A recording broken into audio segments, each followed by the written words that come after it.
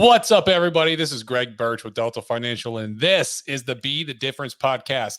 This podcast is all about making you a better person in your life and your business with coaching, with sales, leadership, mindset, marketing, everything under the sun when it comes to being an entrepreneur. And we bring on guest speakers. Today, I've got the honor and pleasure of welcoming Mr. Zack ROI Williams. What's up, bro? What's up, dude, man? How much you have to pay all those people to clap for me? It was a small expense, but I brought it in for you, man. That's all right, man. Send me the invoice later. So how you doing, man? Man, dude, I'm good. I'm really excited to be here. I'm feeling good. Got in the gym early, got it out the way. Feel like $1 million. I love it, man. I love it. So most of my listeners probably don't know who you are. So what I'm gonna do is I'm gonna read your bio real quick and introduce you.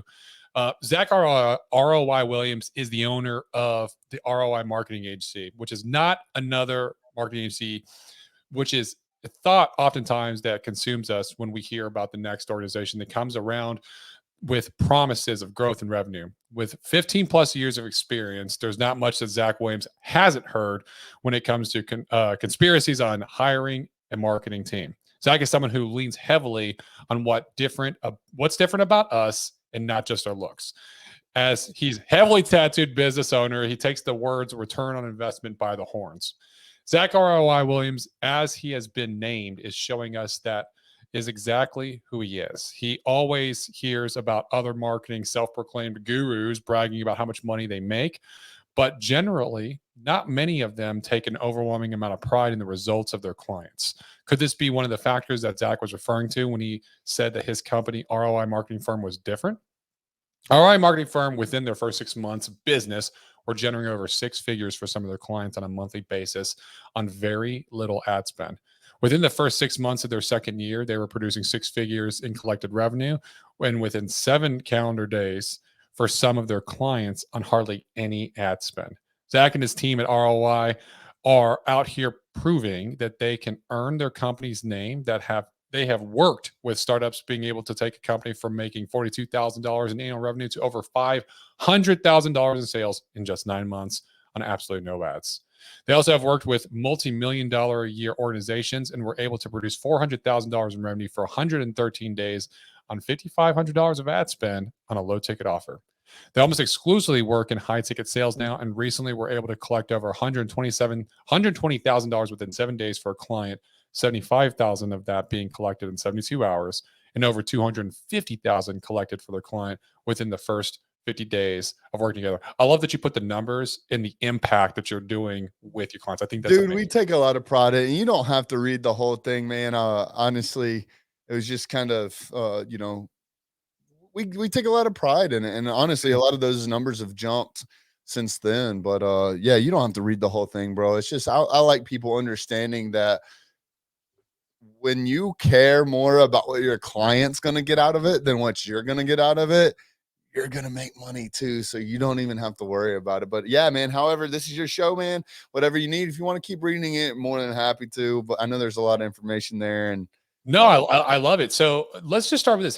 What got you into marketing? Like, you're not the traditional marketing person I've ever seen, and probably most people haven't seen, but I like that. And you take a different spin on it. You know, when you're talking about, caring about your clients, you're really, you care about providing value in everything that the reputation of your company and what you provide. No, for sure. And I thought very, very long and hard about how to name the company, what to name the company, and really what I wanted to represent. And you hear the term ROI across all verticals in business, but I wanted it to be synonymous with like literally what we do, right? People could care less about what actually we do on the back end. All they care about is I'm going to give you some money and I want some in return. And I kind of joke around with people all the time about, listen, I hear it all, like, what's your budget? Well, it's as much money as, it's unlimited as long as you can make a return on it. Right.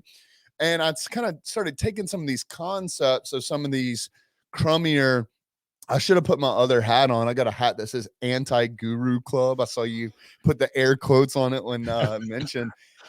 I get real icky, when people call me like a guru or anything like that, because there's such a negative stigma. But I do try to put a lot of valuable content out there, because you don't know what you don't know till you know it. Yeah. And marketing is something that's ever changing. So you might have known that shit a year ago or 6 months ago or 3 months ago, and it might not be applicable today. So it's something that's always changing. And I just I decided that I wanted to be the difference that I wanted to see in the world when it came to that. And you know in it's actually 16 years experience now, but in my 16 years of experience, like when I first started, I was like telling people to put business cards and in fish bowls on a counter and collecting them one by one and emailing them all one by one, like like automated email sequences and stuff. And to see it to where it is today. So like, I'm not just a digital marketer, like I am a marketer. And so to see the industry change the way it has and to develop into what it is. And honestly, it's taught me how to, I'm not going to call myself Gary Vaynerchuk or anything like that, but like how you see him look into the future and be able to make some of these claims of what's going to happen. It's all because he's experienced it, right? He's been a part of it and had to learn how to pivot on the fly. And it's stuff like that that I want to be able to bring to market and give the education out there, in hopes that someone can take my free content and turn it into some money, because then they're automatically going to assume if they give me money, I can turn it into more money. So, yep. Providing So, all that value.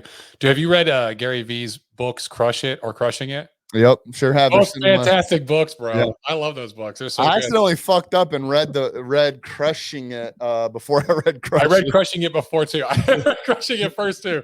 Yeah. And then I went back. I was like, oh, there's another one. It's Crush It. And I was like, is that a sequel? And I was like, no, Crushing It was a sequel. I was like, oh, I'm an idiot. Yep. Same. um, you know, I like how you're talking about marketing as an ever-changing environment, because there's several levels to it. It's not just the psychology of it, like there's an art and a science to it. Yes. The art is like the things that you're saying, how you're impacting people, making content that's sticky, that actually is remarkable, that people want to talk about.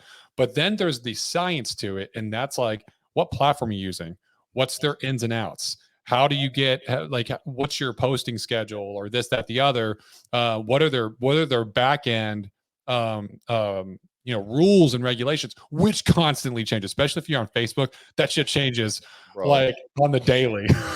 That's so frustrating. It's so frustrating, bro. I know, because I was doing Facebook ads a couple of years ago. If I went back to do Facebook ads, I had to do a whole new course to do Facebook ads, because it's been so long since I've done it. Mhm. But I was constantly having to go in and read that stuff. So I like how you actually are breaking it down between the two and talking about the importance of those. Yeah, it's definitely, so I joke around and call it, so like one massive step we've taken is I'm hyper visionary. I am very, very visionary. I can come into a business, and even when I do, so a big thing we do is we do on-site visits where we'll come in to a business, we'll sit down for 2 days, we completely dissect everything, and we come up with a marketing program right then and there. And I'm that person that can look into the future and show you what direction we're going to go.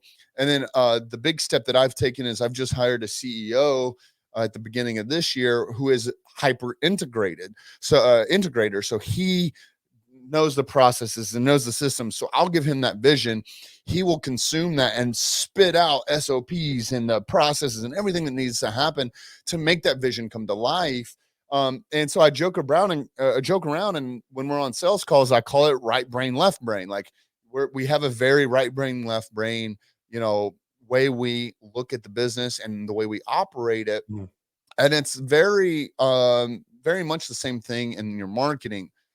when you see me, like I'll be in, I call it the war room, right? And that's actually funny, ironic considering your background, but I literally call it the war room because that's what it'll end up looking like. Is as I go to develop this, you'll see whiteboards everywhere, you'll see shit pinned against walls, you'll see paper everywhere, computers everywhere. We're testing things, and basically what I'm doing is trying to come up with this strategy, and I'm being very, very creative in that thought process. Once I do the creative part, then I have to get critical. And I'm a firm believer, you get these marketing gurus that think they're a one-stop shop, whatever, and they're trying to do all this at one time and spit it out so they can move on to the next client and the next client. They don't realize that your critical part of your brain cannot be operating while the creative part of your brain is, and vice versa, at least not to 100%. So, for us, the biggest part of it is studying what works on that creative level, and then studying what works on that critical level. For example, I spent all of 2021 studying consumer psychology specifically. And going to your point is like some of this stuff gets down to where, is it a red button or is it a green button? Or even so much so, like, for example, say you have $1,000 offer and you run an ad, and one ad says it's 10% off and one ad says it's $100 off.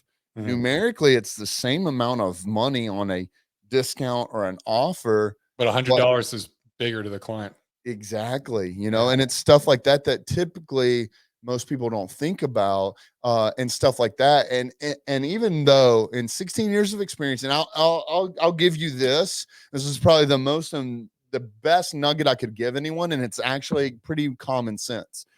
Out of all the experience I have in 16 years of education in the real world, some of that in Fortune 500 and 100 companies, and some of that in the private sector, is I don't assume that I know. If I was a betting man and you told me, hey, give me $100, and if you can guess this right, I'll give you $1 billion.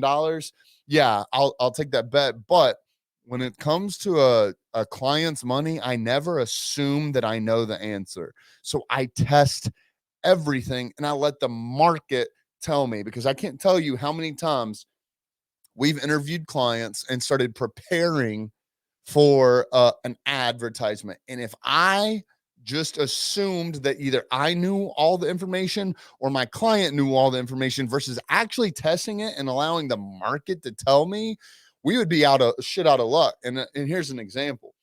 There's been many, many, many times where we had clients tell me what their fucking demographics are. And I'm going to make this one up. It's not too far off from what I've experienced, but it'll give you a good analogy. Say, for example, you got this woman that owns a boutique, right? And she's got all these clothes. And I sit down with her and she goes, my demographics are 18 to 26-year-olds. And you're looking at her and you take that as the Bible, you take that as scripture, you go and you run ads to 18 to 26-year-olds, and it completely bombs. Well, first of all, she's going to blame you. But second of all, if you had actually tested this first, you would have found out that maybe her demographic was 38 to 46-year-olds.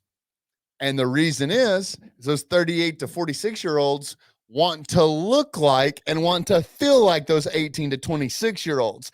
And that woman who owns the boutique is in that demographic, who also wants to look and feel like an 18 to 26-year-old. So she's projecting herself and what she feels and really what she wants onto her demographic, but her demographic is completely different. So you wouldn't know that if you didn't test the market. And so as much information and as much knowledge as I have on the market, I myself will still split test absolutely everything I do, because your market will tell you how they want to be sold and what they want to be sold. You just got to listen. Absolutely. And so that everyone kind of knows how I know Zach, him and I are in Apex together. So we met through Apex. And for those of you that are not in Apex, I don't know why not. You need to be. Facts. But in Apex, one of the things they have is a training that teaches you how, it's called Build Your Machine. It teaches you how to create your own funnels and create your own sales funnels and basically generate clients for your business. No matter what your business is, you can generate leads and clients. That's the ultimate purpose. And so, with that being said, I assume maybe, but do you have people that are in Apex that have become clients of yours that have started building the machine and then come to you to help with like marketing out those funnels in order to generate clients? Yeah, 100%. So, I was really kind of in a strange place when I joined Apex as far as my business had been exploding and I was really good at what I did. Mm. But I was having scaling pains, right? Which in hence why I just hired a CEO.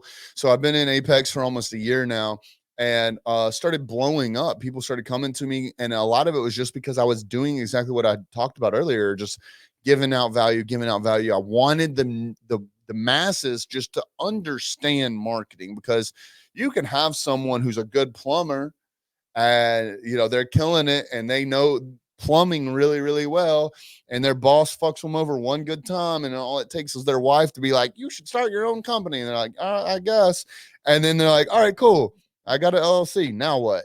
And you, you might be really good at what you do, but maybe you're not the best business owner or things of that nature, right? You are good at your task and your service, or you're good at making your products, but you're not good at everything else, bookkeeping and taxes and marketing and sales and things of that nature.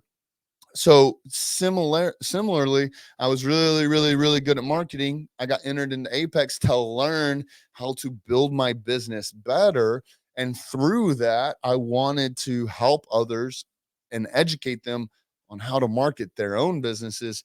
And just like what you're saying, it just started compounding, where people started saying, hey, you can do this, can you do this, can you do this, can you do this? And the answers were yes. And so it's just been really cool to watch people build their machine, create the funnel.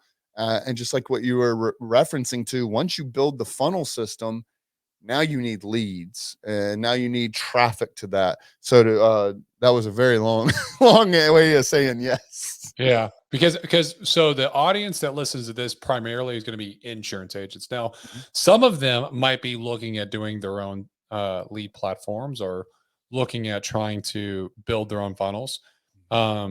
If you haven't built your own funnel, and I'm not paid by Apex at all, just so you know, Right. this is no, I don't get anything for this. But if you do, or if you are looking to create your own funnel, I highly recommend looking at phone sites. They have so many funnel templates. It's very easy to use. It's like they're always making updates. It's like the user interface is amazing out of all the funnel systems that I've used. And I am a phone sites member. I don't get paid at all if you become a member, but you're welcome, Ryan. Uh, um, but but those kind of agents are probably going to be interested in being like, hey Zach, hey, can you can you promote this? Right. Can you get traffic to this funnel I just built? I can kind of see that. So I just wanted to make sure like this is something that you've actually done. Yeah, yeah, 100%. So I will be, 100% honest. A lot of the insurance space is going to be more into the consulting side of things than the done for you side of things, which is what most traditional companies do. And the reason is the amount of absolutely crazy red tape that there is in insurance. And just some free game out there. Don't hold me to this because I cannot remember his exact name, but I think it's the insurance guy on like YouTube and stuff like that. This dude has an amassed huge following, and it's all just due to education. A lot of times people think insurance, it's not pretty, like it's not sexy. It's one of those things that everyone has to have and needs to have, but you don't really want it because you don't ever want to use it, and you don't really want to pay for something that you don't really ever want to use. So there's this difficult sell there, or at least to create separation from you and just any other salesperson. Mhm. So we've worked with insurance agencies in the past. Again, there is a lot of red tape uh, in the marketing space, but the education is very much needed. I 100% recommend just creating a fun way of getting that message across about insurance and the way to utilize it and the way to make the most of it. Because outside of that, you got to think about having a product or a service that everyone has to have. Is there's not a huge a lot there's a race to the bottom, right? What's the cheapest? Who's the cheapest person, right? The other facet of that is who is someone that I actually like. Yeah. People buy people, they don't buy products or services, right? So now what you start doing with building this. You're building your brand basically. Yeah, 100%. And build your machine inside of Apex teaches that a lot too. So again, neither him or I get paid by Apex. We just have seen it change our lives. So, we like to push people in the right directions, morally and ethically. I feel right saying you should join Apex. But again, you're right. People want a relationship with you, Mhm. and or at least they want one with the people that they're doing business with. So if it came down to racing to the bottom, and just finding the cheapest person that's out there versus you finding out that everyone pretty much is regulated around the same pricing for the same people, and it comes down between you and someone that you've had a legitimate education, a relationship with, you're following them, whatever that case is, You provided value. provided value. Yeah. That is the segue to sales. And if you're not focusing on that, or you think that just because insurance isn't sexy, like, first of all, like, who cares if it's sexy or not? Make it sexy. It's between you and someone else. And there's an insurance agent out there that woke up today saying, I'm gonna fucking steal this dude's deal. You gotta come with that attitude. Yeah. I know, absolutely. So you've been in marketing for 16 years. Yes. Talk about before you got in marketing, what did you do? Man, I was a kid. You got marketing like straight out of high school? And so I ended up falling into it basically. So I, I started in college, my first year in college, and I went to school. As I was going through high school, I thought I wanted to be a photographer. I enjoyed it. I really, really did. And I went to art school. And as I Oh, was really? going to art school, my senior year in high school, I ended up um, working with some photographers, apprenticing with some photographers, and I realized that they all hated their life. Like, they are all miserable. I mean, this was like pre Facebook and Instagram and TikTok, before everyone was doing the cool shit. If we were doing that back then, I probably would have still be a photographer. But I just realized that everyone hated their life, man, and taking pictures of snotty kids, bridezillas, you name it. It just was not fun. Versus where I came from doing it as a hobby, I got to choose whatever I wanted to shoot. So it was fun for me. I did a lot of cars and motorcycles and stuff, but it didn't really pay the bills, back then. So I was like, well, I still want to do this. So I want to go to college for something that kind of runs parallel so I can do this on the side and still enjoy it, but also have something that pays my day to day bills. So I ended up picking up graphic design. So went to college for graphic design. And then here I am at 19. Or while I'm there, I pick up just like a regular old sandwich shop job, right? And I was working at the sandwich shop, and the owner owned 13 locations of this franchise, two of which are in the top three of in the entire country, in profit. And so her nephew went to Ole Miss for a marketing degree. He graduated, so she was like, "All right, cool. You're the marketing director for my organization." Well, he then went on to get marketing assistants at each one of those 13 locations. Well, he came in and was like, they were picking out a marketing assistant for my specific store, and they were like, well, he knows how to make flyers, just make him. I was like, okay, whatever. And so it turned from him telling me like, hey, can you make a flyer for this? Can you make a flyer for that? This, that, whatever. To, hey, can you make a flyer for this month? Sure. What do you want on it? I don't know. Figure something out. Right. And I was like, "Oh, what? You know? And so it got to where I started utilizing the other side of my brain, or other parts of my brain, to come up with this creative thought process on like, what can I put on this piece of paper and put it out in the world to get someone to say, yep, that's what I want. Mm. And so it started really getting me to think about these strategies and processes to entice people to do what I want, essentially, which was come in the door and purchase from us. And I really liked it and I really enjoyed it. So I really kind of started throwing myself that way. And it got to the point where I was coming up with insane programs that were just exploding. I mean, thousands and thousands and thousands of dollars a week in additional sales through these programs. And I started multiplying those programs. And so it got to the point where I ended up in a board room with all the directors and was listening to this guy pitch my idea, which was fine. I kind of get it, whatever. There's levels to this shit. Well, he's pitching it all wrong. And then they kept asking him questions about it, and he was like stumbling over his words and kind of looking over his shoulder at me. And it clearly got to the point where they realized that I was the one behind these programs. And that's where I ended up presenting that program and ended up replacing him. So I became marketing director for 13 locations at 19 years old, making a lot more money at 19 than what I would have made if I had gone all the way through college and graduated as a graphic designer. Yeah. So, man, I've been addicted to it since then. So yeah, since I was 19 years old. Dude, that's amazing. I love that story. Just like it started as an entrepreneur into an entrepreneur, Mm-hmm. just pathway. How long have you had a ROI marketing firm? Yeah, so we just completed our third full year. Okay. So 2020, 2021, and 2022 were our first 3 full years. So we're in our 4th year now. So private sector was about 13 year. Corporate America was about 13 years of marketing experience, and then I brought that private sector and the perfect time just for the world to shut down.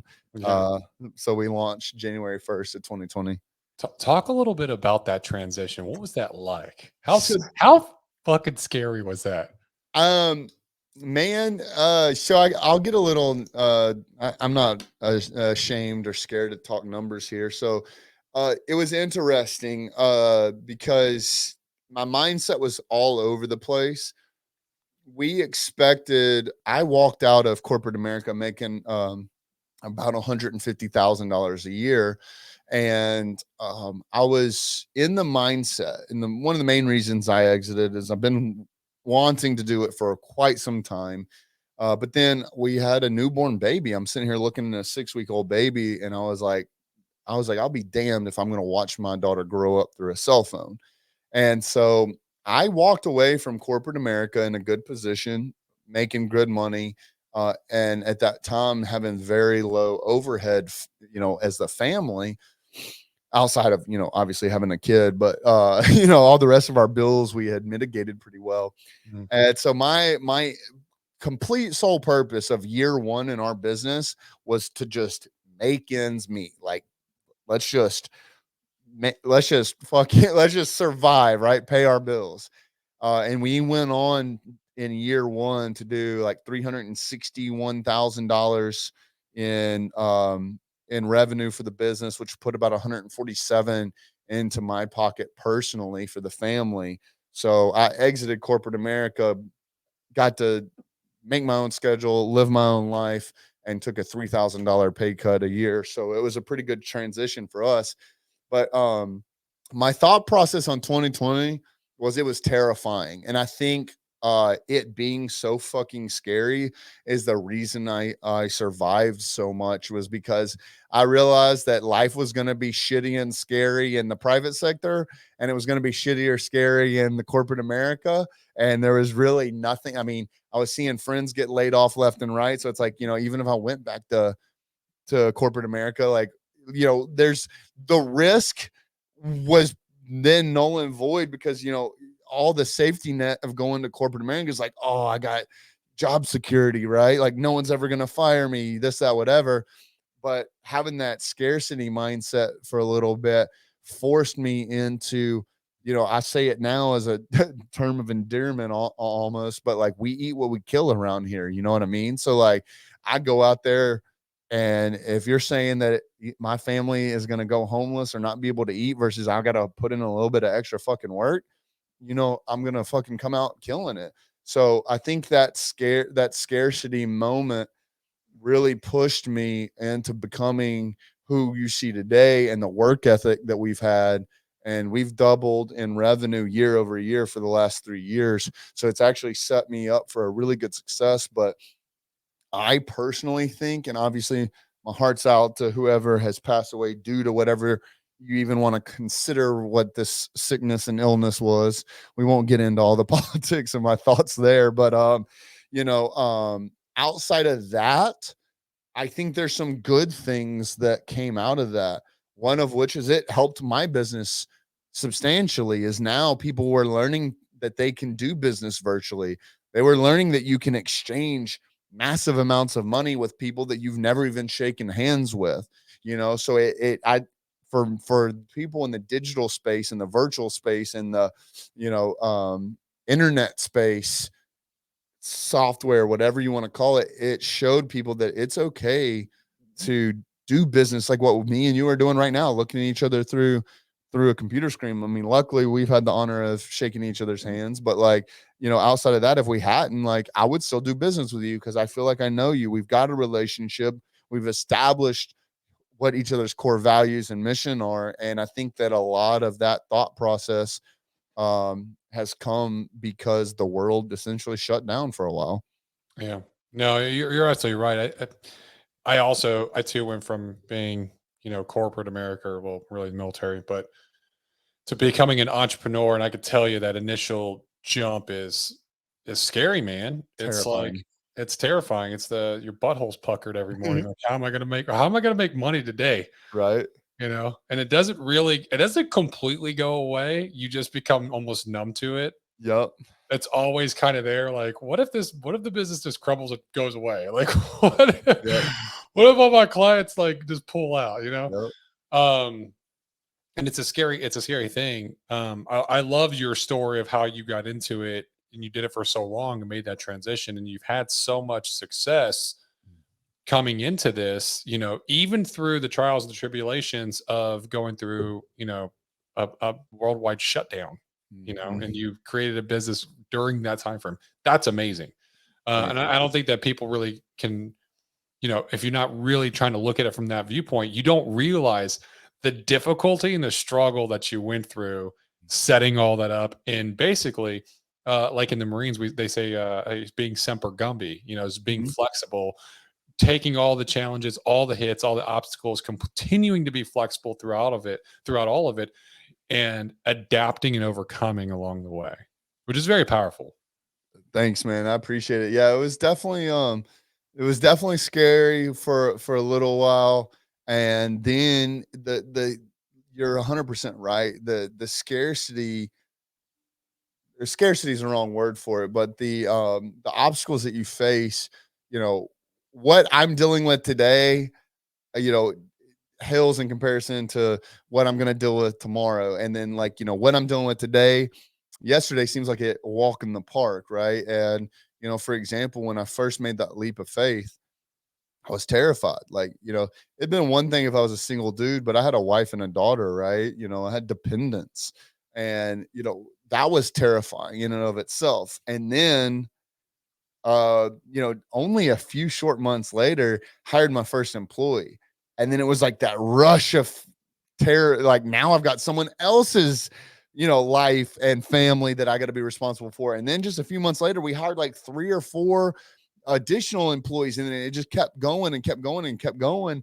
And there's just more and more levels of things that I've got to learn to adapt and overcome on. And I'm not saying that to scare anyone away that's listening that might be on the fence. And here's what I'll tell you about that is I say this very frequently on my own channel and other people's is, when people come to me, because I get this a lot now, especially now that I've stepped into coaching men and stuff like that, is, they'll be like, oh, I'm thinking about this. And they're looking for me to push them off the Look edge. for outside validation. Yep. And I tell them I won't do it. And they kind of look at me kind of crazy. Like, how can you be a coach and then not be like someone to coach me through this? I said, here's what I'm going to tell you. I said, I will not push you off the edge. And the reason is because I know all the anxieties that come with it. I know all the stresses that come with it. I know the sleepless nights. I know the early mornings. I know the fights that you're going to get in with your spouse over it. I know when you're going to accidentally take it out on your kids because you're stressed out and you don't know how to leave work at work and have home be home. I said, I know all the shit that comes with it.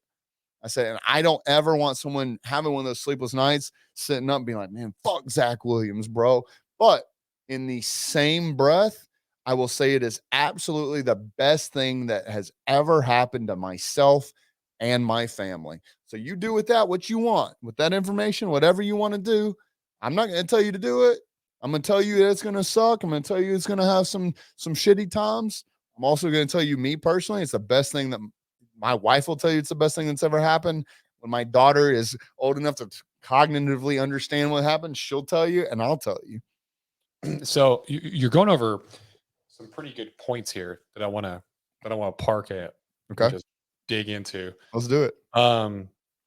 First off, I don't mind scaring people off from entrepreneurship because it's just not for everybody. Right. And like, if it scares you off, if you're like, dude, I don't know if I want to do that, then it's definitely not for you. Right. Do not become an entrepreneur. Do not go into business for yourself. Do not become 1099 or whatever opportunity. If you're just like, oh, I just want to make a lot of money, but you're like, but that scares me having to have all that stress. You ain't going to make it, bro. Right. Go somewhere, go do something else. Because the people that will make it, when they hear that, oh man, this is going to be difficult, it's going to be stressful, you're going to have sleepless nights, you're going to fight your wife, you got to give challenges, obstacles, they're just like, yeah, bring it on. Like, oh, whatever, I could do this. That's the person that's going to more likely be, they have to have the stomach for it. That is a fact, bro. You got to have the stomach for it. It's not easy. And that's the but as a coach, what Zach's saying is, a lot of times people will go to a coach because they're looking for that outside, that external validation. Like, oh man, I'm thinking about this. Either you do or you don't do. Yes. Either you do or you don't do.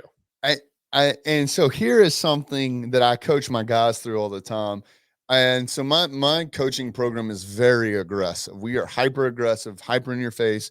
Like, there's no yes man bullshit. Like, I'm going to tell you exactly what you want to hear. And here's what I tell them. If someone comes to me with like a legitimate question that they're trying to get me to push them over the edge on, I tell them this exactly. I said, why are you coming to me?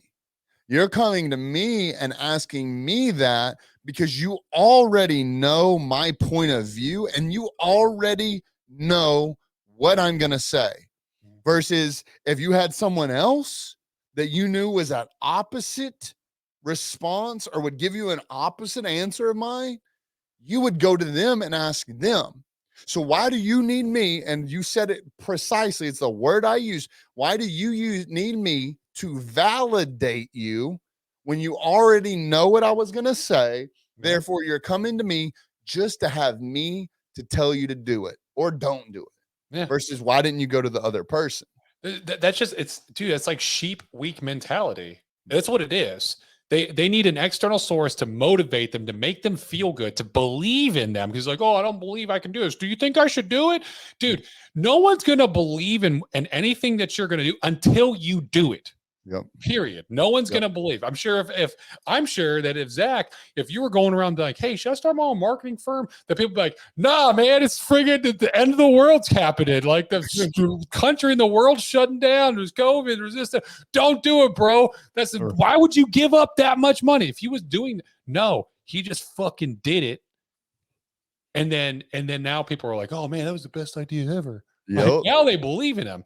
And so you gotta stop looking for external validation, and you have to start having internal inspiration and validation, and just be like, dude, I want to do this. I'm gonna find a way.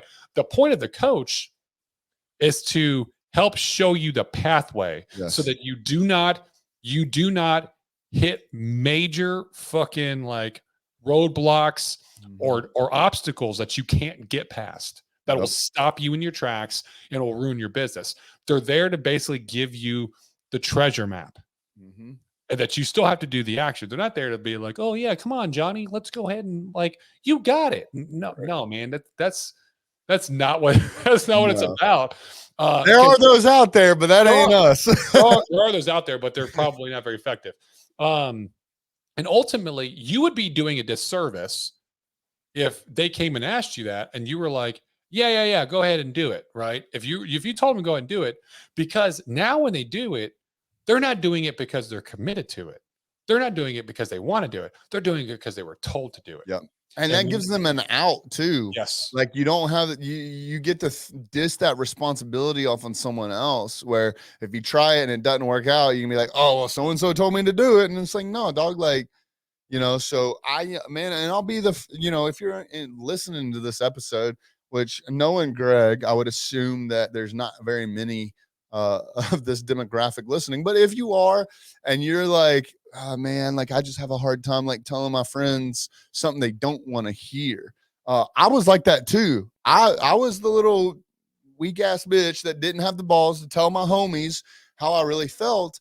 And I'll be honest, like I felt really ashamed when people would come to me for advice, because I knew deep down that like all I was doing was just giving them an excuse, giving them an out, giving them what they wanted to hear, because I didn't want to hurt their feelings, versus that transition that's happened in me and the person I am now, where I tell people the hard shit, bro. Like, how many people like are no longer your friends because you're brutally honest, or not brutally, but you're just straightforward, man? I think it's exactly, I don't know. Because there's never been a conversation, because I'll tell you like this, it's kind of a sidebar. Like I don't get asked out to go to like guys nights with guys that are going to go out and fucking cheat on their girls, or go to strip clubs, or go like talk about how hot these women are in these clubs, because they know I don't put up with it. They know I'm not going to be involved. So I don't get invited places by those demographics anymore, because that's not who I am. Versus like if you're a stand-up dude and you're like, yo, let's go to the bar and go hang out and drink and have guys night. Let's go fucking talk about guns and motorcycles and classic cars and shit. Like, yeah, let's go, bro. Like, whatever.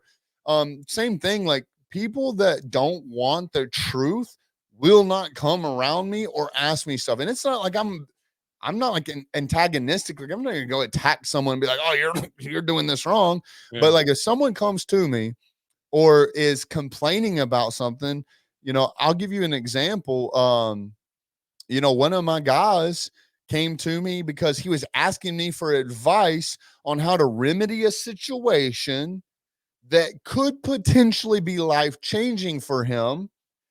And I had already set this scenario up for him like 3 months later, or earlier, pardon me. And he came to me and was like, yeah, man, like I went back to him and they're like, well, we're in transition now. And so we're really not set up for this. I was like, look, dude, I said, you're going to use this for one of two ways. You're going to use this to be pissed off at them, or you're going to use this as motivation to do better. I said, you had the opportunity. I said, but you took advantage of it. You slept on it. And now you potentially lost the deal of a lifetime. I said, so now you got two options: be pissed off about it, but then really who are you going to be pissed off about? And you can get upset and, just be like, well, shit, the moment's over. I said, or you can find a way to use this as a learning lesson to take immediate action from now on. I said, because you can tell me you're busy all you want. I said, I guarantee you went out drinking one of those nights, and either it was the night that you could have done it, or it was the morning that you were hungover that you could have done it, or there's all these other opportunities that you had. So I said, you cannot come to me and 100% truthfully tell me that you did not have an opportunity to take this, up. Versus you learn from that, immediate action from now on out. Said, and you can find ways to add value to make yourself a prominent person in these people's lives until that opportunity comes around again.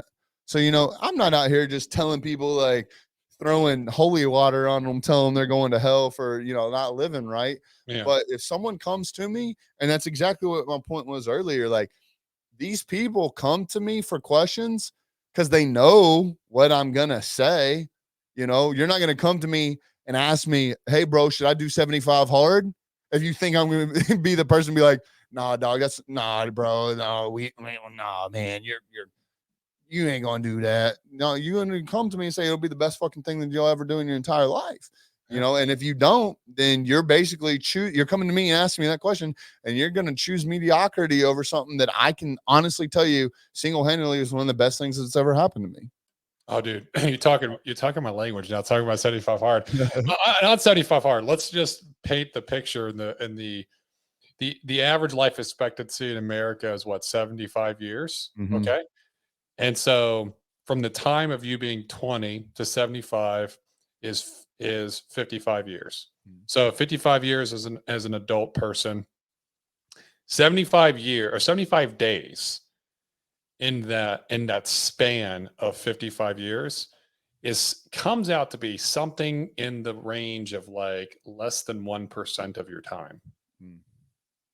So if you're telling me that you can't spend less than 1% of your remaining life to literally transform it and become the best version, and you got to get someone to kind of like motivate or inspire you to do something that it will change your life. You will be a different fucking human being at the end of it. Facts. You will be a different person. Then honestly, you're not going to be an entrepreneur. You're not going to own a business.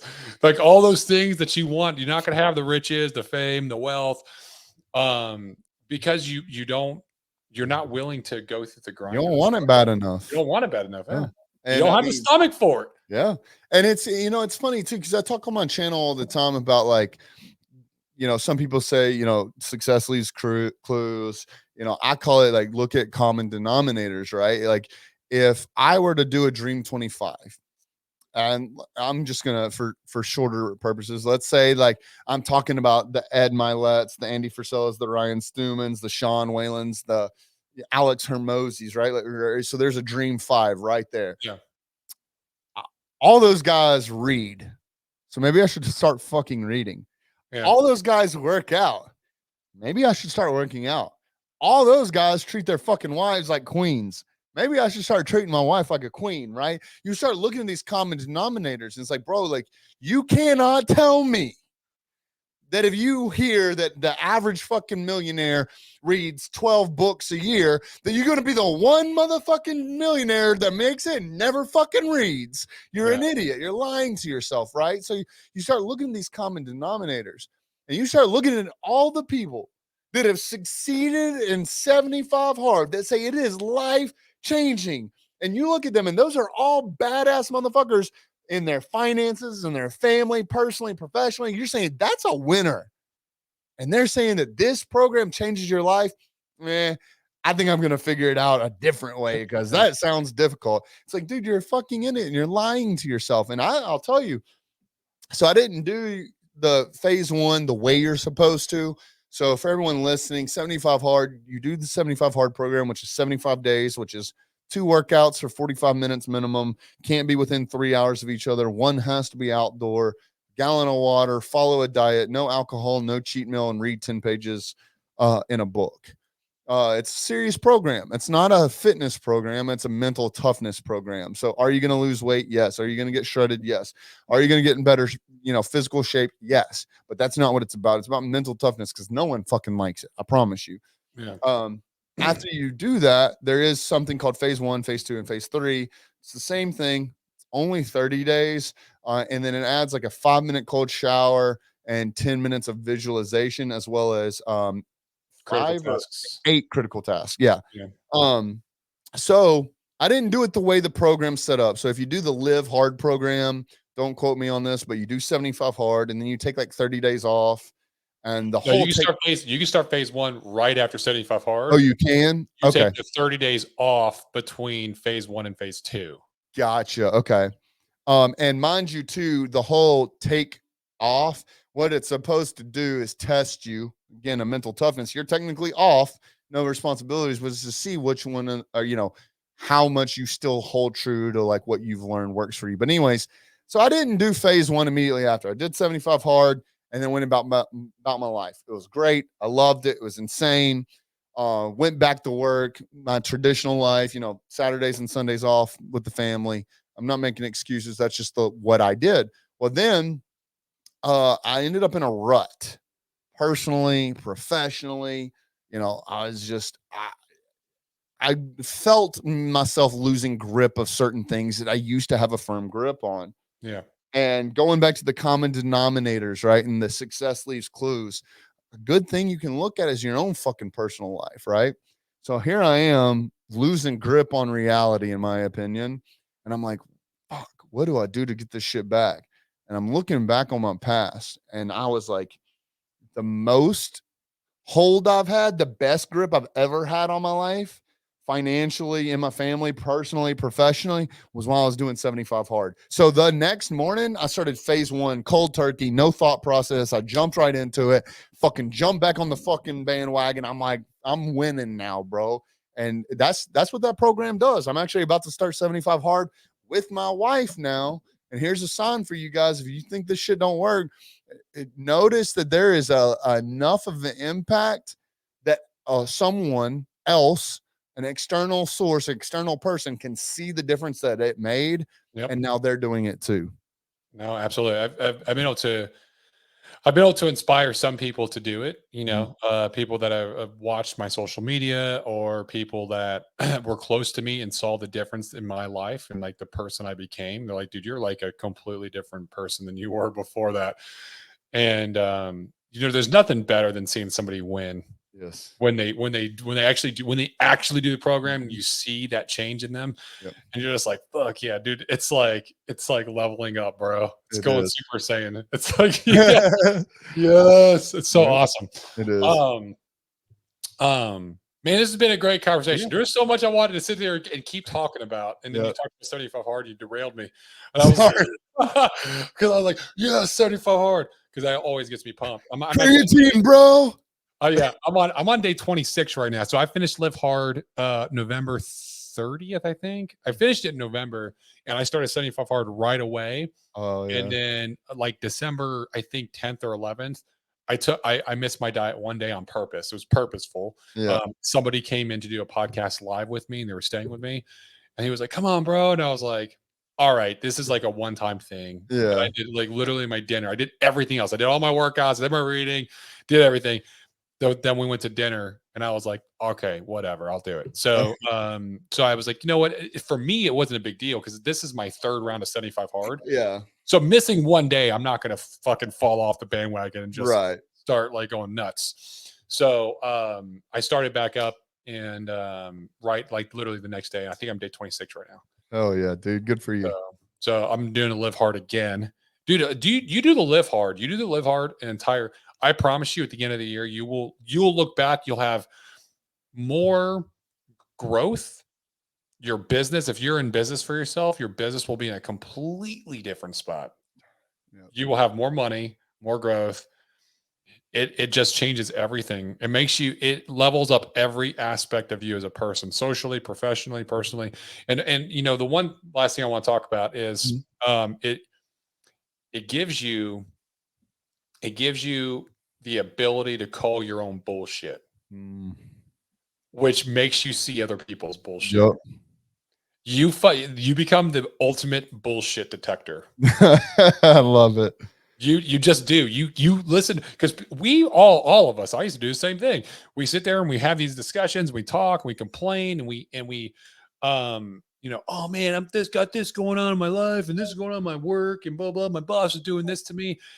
And like now I hear that and I'm just like, dude, when are you gonna take a responsibility for yourself? Right. When are Yes. you gonna like you're complaining, all this stuff is like complain, but what are you doing to change it? You know? And that's kind of what you were talking about earlier, Zach, which was, dude, I just like I used to not be honest or forthright when people came to me advice, and I felt kind of shitty about it. But then, hey, what did you start doing? You started being really honest, dude. I started doing that after my first round 75 hard, as I got real candid with people, and Mm. I'm not mean. Yeah, of course not. And I usually I'm like, I'll listen Yeah. and then I'll ask questions and I'll say, well, Yeah. what about this? What about this? How are you doing this? How are you feeling about this? And I'll get out their whole situation, and they'll say, hey, can I be really honest with you? Is it Mhm. okay if I'm really honest with you? Like, you're not going to get offended if I tell you, something a little bit Right. hard or difficult. And they're like, no, no, no. I was like, you sure? Yeah. Okay. All right. Hey man, you're being a weak bitch. And here's why. And Dude, here's I say why. that shit too. I say that shit too. Like, this is why. But here's the thing: is you can change that. Okay. But you have to make the decision on your own. And yeah, some people can't take the truth. They're They so can't. used to being validated and having these sympathy parties, like, oh, poor you. They want to just call up one friend and be like, dude, you won't guess what happened. Bro, it sucks, man. You're just like, yeah. Then you call the next friend, bro, you won't guess what happened, because it makes you feel better. Like, you Yep. feel validated. You're just like, yeah, poor me. But just like, who's the biggest fucking victim game? And that's what it's Yeah. all over social media. That doesn't make you money. That doesn't make you better. That doesn't make you like a fucking superhuman in your life and your relationships, you know? Yes. So yeah, so start being more candid with people. Yep. See who your true friends are. See, That's see yeah. this what comes around. Start telling them what you really feel. Well, awesome, dude, man. I can't tell you how much I thank you enough for having me on the show, bro. This has been sick. Bro, I appreciate you coming on the show. This has been so much value. For those of you listening and watching, Zach, how can they get a hold of you if they want to just reach out? They're like, No, dude, thanks. Yeah, thanks for asking. So, dude, I'm very open. If you connect with me on my social medias and DM me, it's 100% me responding. But I'm Zach ROI Williams on Instagram and on Facebook. And then if you, if you, for whatever odd reason can't remember that, and maybe you remember this, www.zachrowilliams.com. But after this conversation, I think y'all might be interested in this if you're still listening. I've got a goal tracker that I'm going to give you guys for free. This helps me and my guys tremendously. It kind of gamifies you. It's kind of like 75 hard, but it's kind of gamifies it. But uncagedaccountability.com. You can go there and download that for free. Check it out, man. It's a pretty powerful tool, and it's definitely helped me out a lot. But I'm here to give that to you guys for free. that's awesome, man. Always providing value, dude. Thank you, bro. Thank you so much for coming on the show and just providing so much value. For those of you watching, you got to probably want to watch this again. And here's why. Here's why. He talked about entrepreneurship, about overcoming challenges, about 75 hard, about marketing. Like, there's so much value in this episode that Zach brought. He really brought the heat. Thank you, The brother. best thing you can do is do me a favor, is share this content with other people so that they can learn about Zach, so they can learn from this content, so they can get this free accountability tracker, right? And Yes, then sir. they can help his business grow as well. So we don't put any ads on this. We only grow by word of mouth. Share this. This is the best thing you can do for us, is to share this content in order to help another person in their life and in their business. So this has been the Be the Difference podcast. As always, I'm your host, Greg Birch. Until next time, deuces. We'll see you.